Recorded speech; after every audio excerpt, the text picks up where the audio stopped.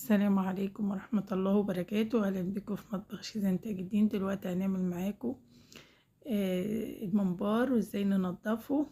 عندي هنا 2 كيلو ممبار كده، بقلبهم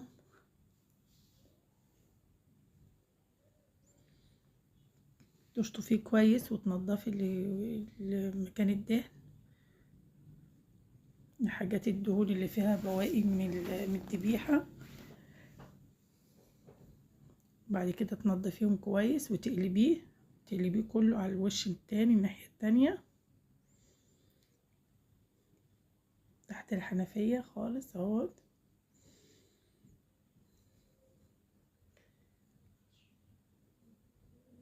هتقلبي، وبعد ما تقلبيه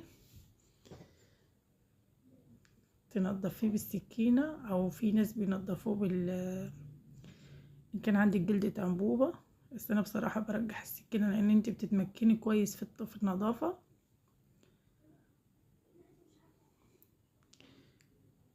تمام كده، نضفي كويس، اقلبي كويس، افتحي المية معاكي. هو بيبقى فيه بواقي في الدهن كده من الذبيحة، مكان الذبيحة الدهن بتنضفيه كويس من البواقي دي، تشيل البواقي وبعد كده تروحي جايه قلبها من على الحنفية وتاخديه بالسكينة.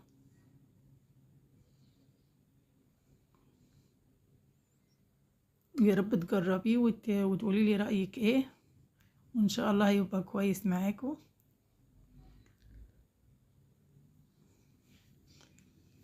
هو ما ياخدش معاكي وقت وانتي بتنضفي بالسكينة.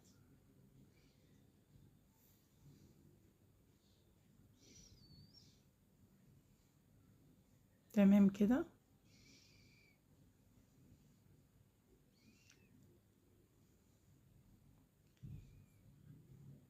انا بنضفه زي ما هو القطعة ماسكة نفسيها، وبعد كده اقطعه وحسب ما انت عايزة، بحيث ان الرز ما يخرجش معاكي وانت بتحشيه. والطبق التاني بتجهزي فيه ليمون ودقيق. عندي ليمون وبشر ليمون ودقيق، وتفركي الحتة اللي تنضفيها، تفركيها مع الدقيق والليمون مع المية، تشطفيها الأول وبعد كده تفركيها بالدقيق ببشر الليمون وتسيبيهم منقوعين على ما تخلصي. هو ما شاء الله نضيف.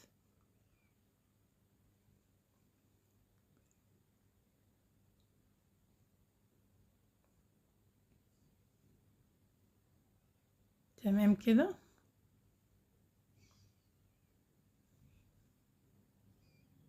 وأول مرة تشوفينا لايك وشير وسبسكرايب، واللي تجربوا يا رب يا ريت تصوروا وتبعتوا اشوف اللي هي زي ما انا عاملاه ولا ايه وطعمه ايه، واقول لك اسرار الخلطة ازاي وازاي تحشيه كويس. وهتقلبيه تاني الناحية التانية بعد ما تخلصي، تنضفيه من الناحية دي بعد ما بتجيبيه من عند الجزار، تقلبيه تنضفي الاول من الدهن، بواقي الذبيحة والحاجات اللي بتبقى لازقة في الدهن. وبعدين تروحي جاية بعد ما بتخلصي، بعد ما تخلصي التنظيف الناحية التانية، تروحي جاية قلبة، لان هو انتي بتحشيه من الناحية اللي فيها الدهن، وترجعي تاني تنضفيه تقلبيه من الناحية التانية، وبعدين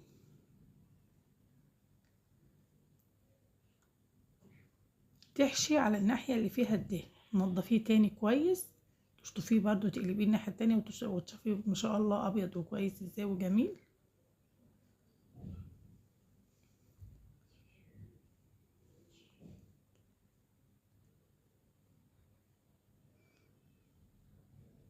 هما 2 كيلو ما شاء الله، ما خدوش معايا وقت. وبعدين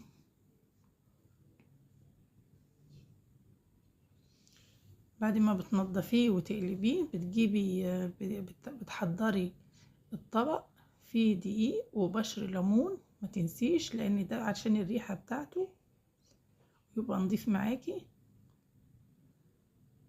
ما تضيفلوش اي اضافات تانية علشان ما يتفتحش منك ويتفجر ويخرج الرز منه.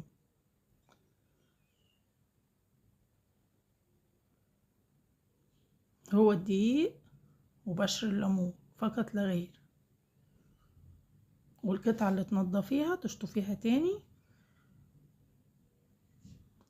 وتحطيها في الطبق اللي فيه الدقيق، تفركيها بالدقيق بحيث ان هي تاخد الدقيق ياخد الريحة مع بشر الليمون وبيديها ريحة كويسة.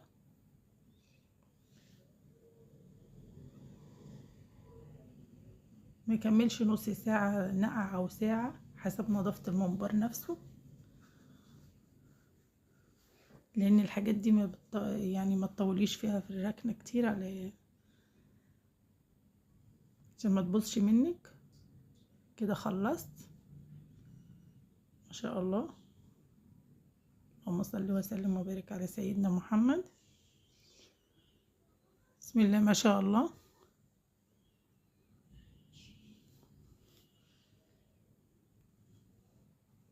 كده هقلبه بقى على الناحية التانية بعد ما تخلصي قلب. بصي انا بوريكي تقلبيه ازاي.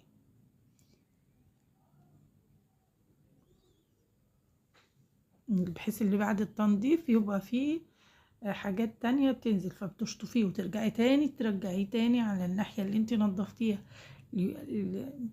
عشان يكون جاهز للحشو على طول. تحطيه بعد ما تنقعيه في الطبق والدقيق، ترجعي تاني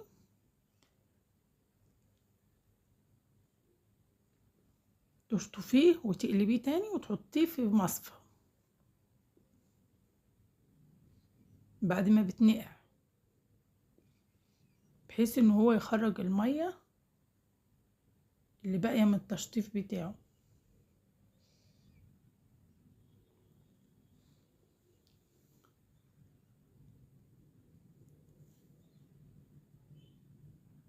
كده انا هطول عليكم في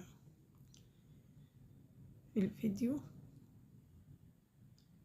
معلش استحملوني شوية.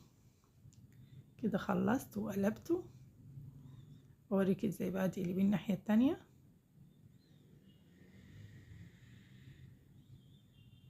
كده بتشطفيه على طول من الدقيق وتقلبيه الناحية التانية، تراجعيه تاني بحيث ان الدهن يكون من جوه،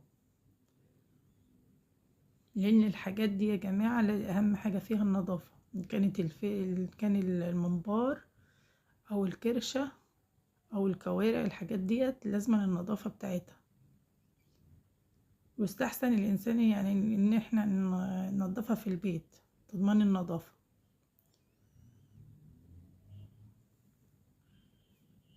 كده خلصت. تقلبيه كده. عندي كده الخلطة عندي حوالي 2 كيلو رز،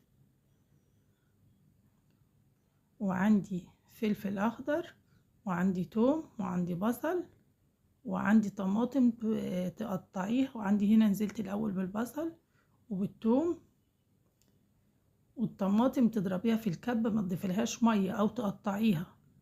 وعندي الخضرة انا حطيت بكتر الشبت والكزبرة وبقلل البقدونس. من كل حاجة حزمة حسب كمية الرز اللي عندك. وبعدين بضيف التوابل اللي عندي: كمون، توابل لحمة، كزبرة، قرفة، ملح، فلفل اسود، ولو عندك مكعب ماجي ممكن تضيفولها، وتديها زيت وسنة نعناع. خلطة رهيبة جدا جدا، جربيها وادعيلي. ويا ريت اسمع الكومنت، اشوف الكومنت بتاعك الجميل. وتديها بابريكا وبصل وتوم، اهم حاجة البصل والثوم والكمون. هنا بقى هبدأ احشي. عندي قمع، هوريكي طريقة الحشو بالقمع وازاي تحشي بايدك وازاي تعملي بحاجة تانية. اسهل حاجة استعمليها، اللي متوفر عندك واللي بتتمكني فيه استعمليه. هنا القمع، بصي كده بتنزلي بالمعلقة، ما تمليش القطعة جامد، تبططيها كده لان الرز لما يزيد معاكي هيفجر معاكي الممبار، والرز هيبقى مخرز وما يستويش كويس. تبططي قطعة الممبار كده، تحشيه بايدك، اكنك بتزغطي، بتحشي الحمام او بتزغطي الوز زي كده. معلش انا اسفه. بين صباعك كده تحطي صباعين كده، ايوه كده، اكنك بتحشي الحمام بالظبط.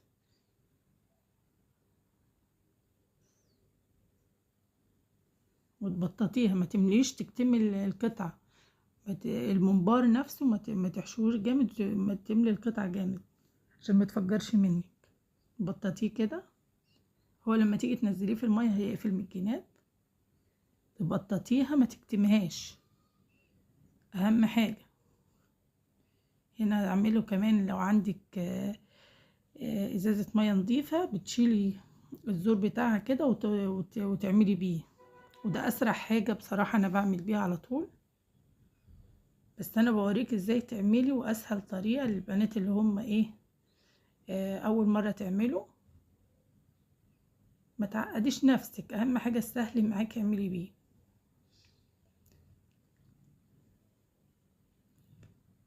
اللهم صل وسلم وبارك على سيدنا محمد. اهو بصي، قطعتي، تجيبي الازازه وتقطعيها من فوق، يعني مسافه 3 سنتي. دي اسهل طريقه انا بحشي بيها الممبار كده. ما خدش معايا ساعه، اقل كمان، ما شاء الله. يا رب النول يعجبكم وكل حاجه نقدمها. واختكم في الله، يا رب اللي كل تشوف الفيديو تشترك معايا وتقولي ايه رايها.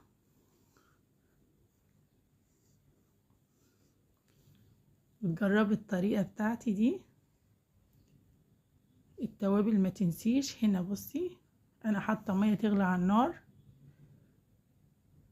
بعد ما اخلص، على ما اكون خلصت تكون هي غليت على نار هاديه. بعد اول ما اخلص اعلي عليها النار. يبقى المكونات بتاعت الممبار: الرز وبصل وتوم وطماطم وفلفل وفلفل حراق لو بتحب الفلفل حراق، او شطه. وعندك التوابل 7 حبات، وعندك الكمون، وعندك قرفه، فلفل اسود وملح. وانا زودت الزيت. وكده خلصت معاكم.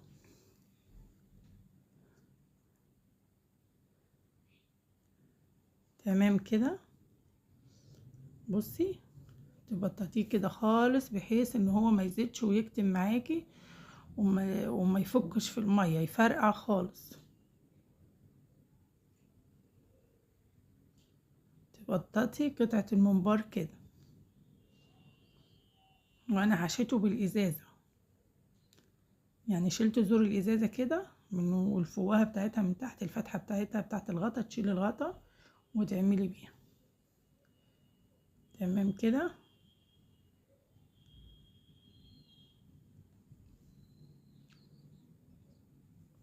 هو ما يكملش سوا على النار حوالي تلت ساعة و5 دقايق. ما تزوديش اكتر من كده عشان ما تفتحش معاكي. وبعدين هو اساسا قبل ما تطفي عليه تسيبيه بس دقيقتين في المية، في الحلة. وبعد كده تطلعيه كده. هنزل كده في الحلة، حتى حلة على النار. بصي،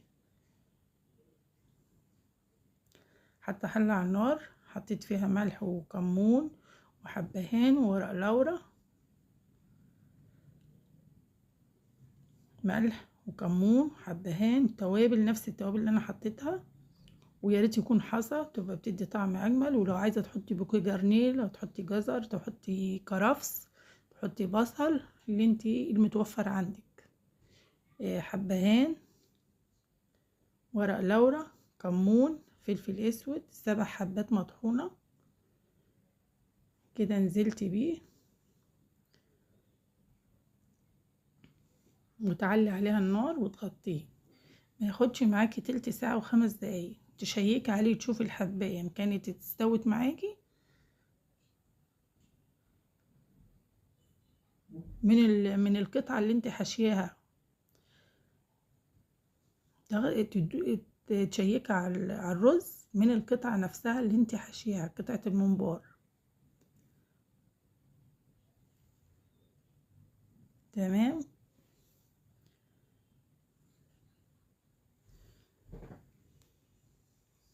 كده هنزل بيه كله، وانا عندي بسم الله ما شاء الله عملت كمية حلوة. باخد على قد الوجبة بتاعتنا، والباقي اشيله في الفريزر. وهنا كده خلصته وطفيت عليه، بصي شكله بقى عامل ازاي. وكده الباقي انا هشيله في الفريزر. وكده كل سنة وانتم طيبين، ويا رب. وما تنسيش اللايك والشير وسبسكرايب في مطبخ شيزان تاج الدين. يا رب نقول اعجابكم. وتحمريه في زيت مغمور. اللي يزيد عندك تشيليه في اطباق فوم، وتكيسيه كويس، وتشيليه في الفريزر. كل سنة وانتم طيبين. يا رب نقول اعجابكم كل حاجة اللي انا هقدمها، وان شاء الله اشوفكم في فيديو جديد باذن الله. مع الف سلامة.